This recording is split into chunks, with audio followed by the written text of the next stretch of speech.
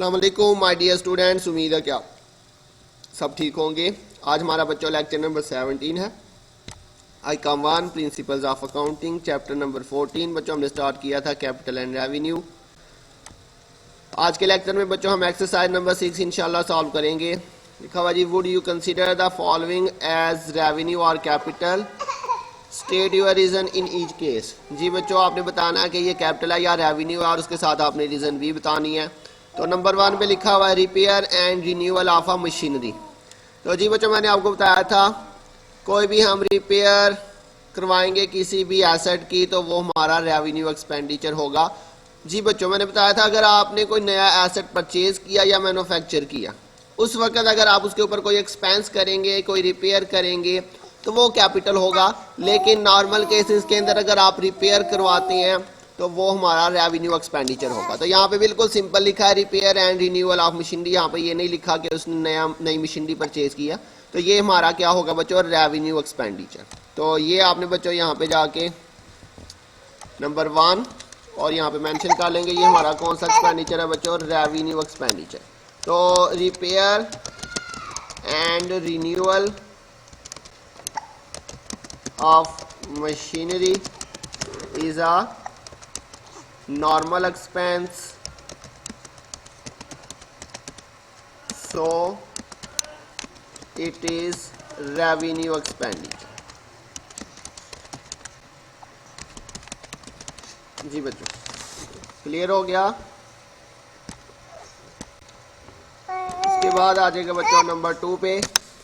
Number 2 पे बच्चों लिखा हुआ है उसने cost incurred in acquiring a patent. Patent बच्चों मैंने आपको बताया था फिक्स्ड एसेट होता है। पेटेंट, गुडविल, ट्रेडमार्क, कॉपीराइट ये हमारे फिक्स्ड एसेट होते हैं। तो कोई भी आप फिक्स्ड एसेट अक्वायर्ड कर दिए, अक्वायर्ड का मतलब परचेज करना, तो वो हमारा बच्चों फिक्स्ड एसेट हो, परचेज करना। तो अक्वायरिंग अ पेटेंट ये हमारा फिक्स्ड एसेट है। तो इसलिए कोई भी फिक्स्ड एसेट हम अक्वायर करें, परचेज करें तो ये हमारा कैपिटल एक्सपेंडिचर होगा। तो यहाँ पे लिखेंगे बच्चों patent is a fixed asset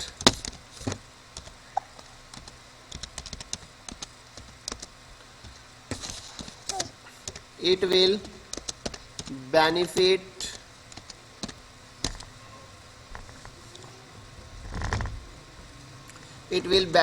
for long period of time, so it is capital expenditure।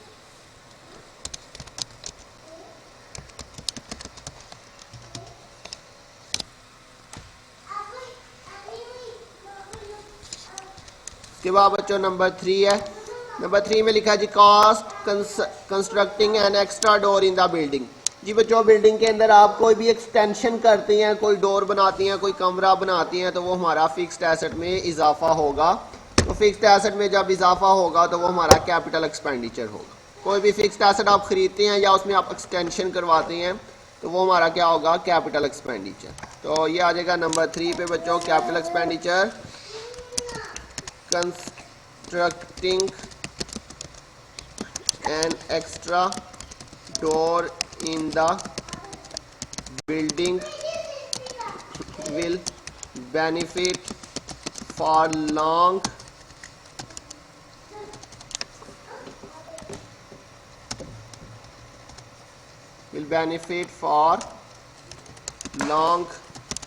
period of time, so it is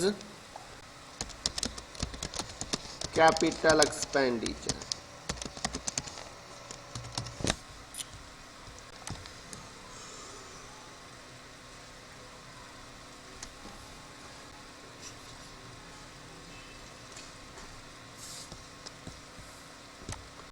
इसके बाद बच्चों नंबर 4 पे है compensation pay to worker in termination of their services.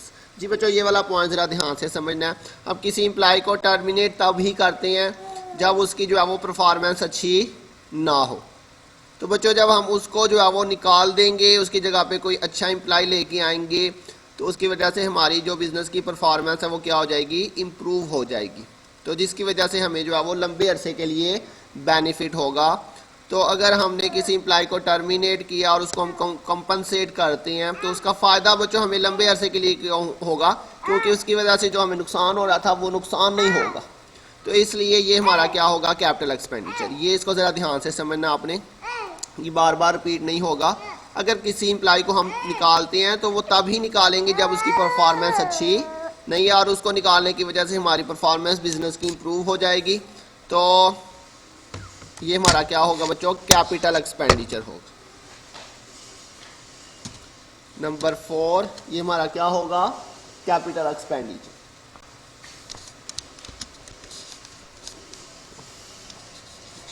तो ये बच्चों आ जाएगा जी, termination of unskilled employ will improve the efficiency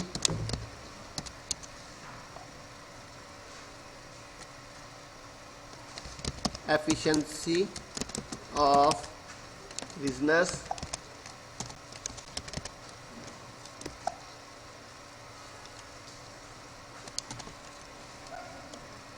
termination of unskilled employee will improve the efficiency of business and it will benefit for long time, so it is capital expenditure।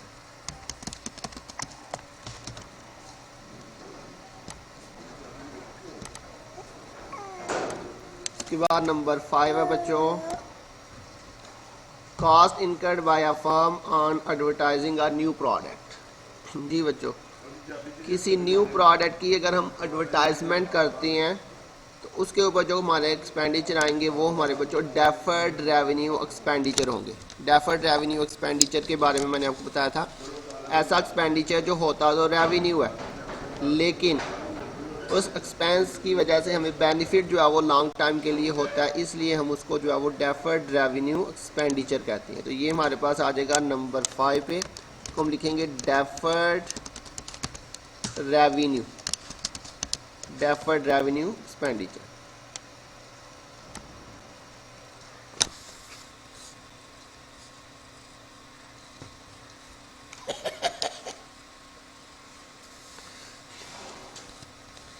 तो जी बच्चों ये हमारे पास आ जाएगा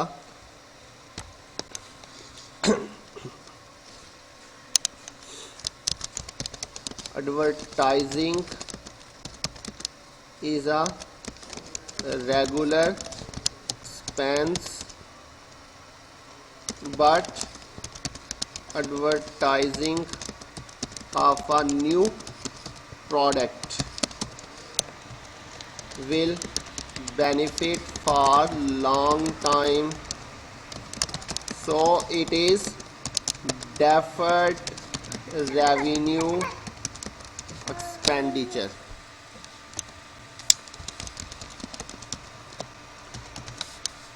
क्लियर हो गया बच्चों? अगर कोई भी रेवेन्यू एक्सपेंडिचर है लेकिन उसकी वजह से फ़ायदा हमें लंबे अरसे के लिए होता है तो उसको हम डेफर्ड रेवेन्यू एक्सपेंडिचर कहेंगे बच्चों। क्लियर? इसके बाद number 6, cost of plant and machinery. जी बच्चों, प्लांट एंड मशीनरी हमारा फिक्स्ड एसेट है, तो इसको ख़रीदने के ऊपर जो हमारे एक्सपेंडिचर आएंगे वो हमारे कैपिटल एक्सपेंडिचर होंगे। Plant and machinery is a fixed asset. It will benefit for long time, so it is capital expenditure।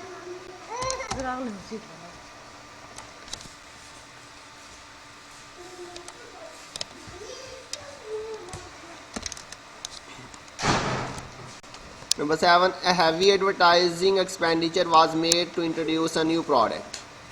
तो ये भी बच्चों हमारा जो है वो डेफर्ड रेवेन्यू एक्सपेंडिचर है, सेम ऊपर वाला ही बच्चों आ रहा है। ये न्यू प्रोडक्ट के ऊपर हमने हैवी एडवर्टाइजमेंट की है, तो एडवर्टाइजिंग अ न्यू प्रोडक्ट या हैवी एडवर्टाइजमेंट आ जाए, ये हमारा रेवेन्यू एक्सपेंडिचर होगा। सेम बच्चों आपने ऊपर वाला ही लिख देना, ये हमारे पास क्या आएगा जी, ये वाला पॉइंट आ जाएगा, सेम टू सेम मैं यहाँ पे लिख देता हूँ, इसी को कॉपी पेस्ट करके। ये हमारा डेफर्ड रेवेन्यू एक्सपेंडिचर।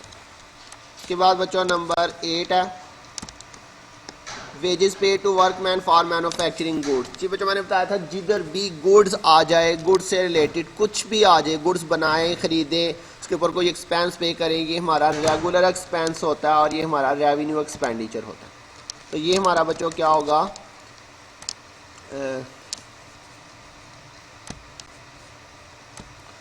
क्या लिखा हुआ बच्चों, wages pay to workman for manufacturing goods, wages paid for manufacturing of goods is a regular expense, so it is revenue expenditure.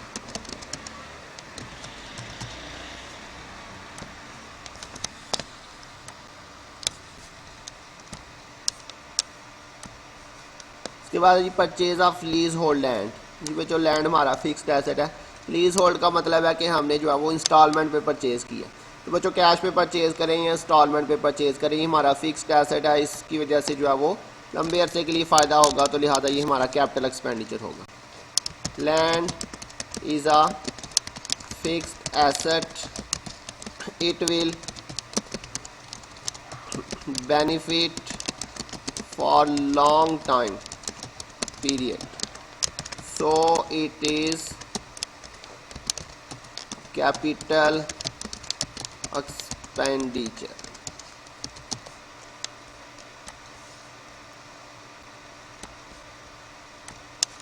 इसके बाद बच्चों नंबर 10 पे है discount on issue of debenture.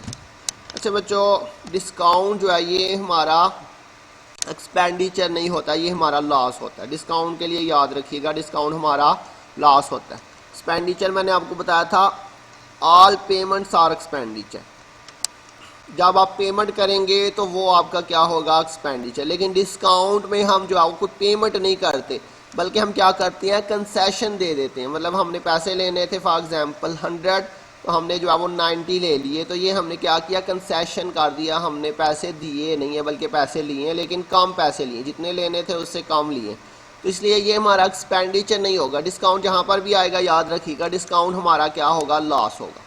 तो discount on issue of debenture. Debenture बच्चों क्या होता है, अगर हमने कर्जा लेना हो लंबे अरसे के लिए तो उसके लिए जो है वो हम कुछ डॉक्यूमेंट्स इशू करते हैं, उन डॉक्यूमेंट्स को हम डिबेंचर कहते हैं। मैं दोबारा बता दूं डिबेंचर क्या होता है, अगर हमने लंबे अरसे के लिए कर्जा लेना हो तो उसके लिए हम कुछ डॉक्यूमेंट्स इशू करते हैं, उन डॉक्यूमेंट्स को हम डिबेंचर कहते हैं। तो इसका मतलब हमने जो है वो लंबे अरसे के लिए कर्जा लिया और जो है वो जो हमने डॉक्यूमेंट्स इशू किए हैं वो हमने डिस्काउंट के ऊपर इशू किए हैं।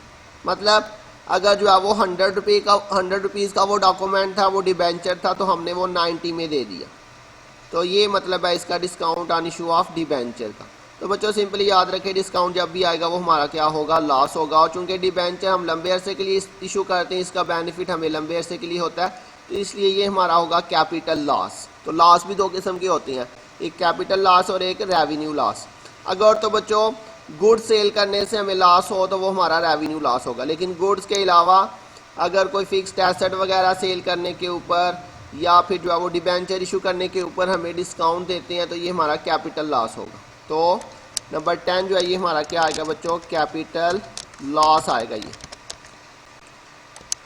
Debentures issued for long period of time and it will या फिर आप यहाँ पे लिख सकते हैं discount on issue of debenture is not normal business loss, so it is capital loss। जी बच्चों जो नॉर्मल बिजनेस लॉस होगा वो हमारा रेवेन्यू लॉस होगा। ये चूँकि बच्चों हमारा नॉर्मल बिजनेस लॉस नहीं है, इसलिए ये हमारा कैपिटल लॉस है। तो ये बच्चों हमारा आज का क्वेश्चन था। मुझे उम्मीद आपको समझ आ गई होगी।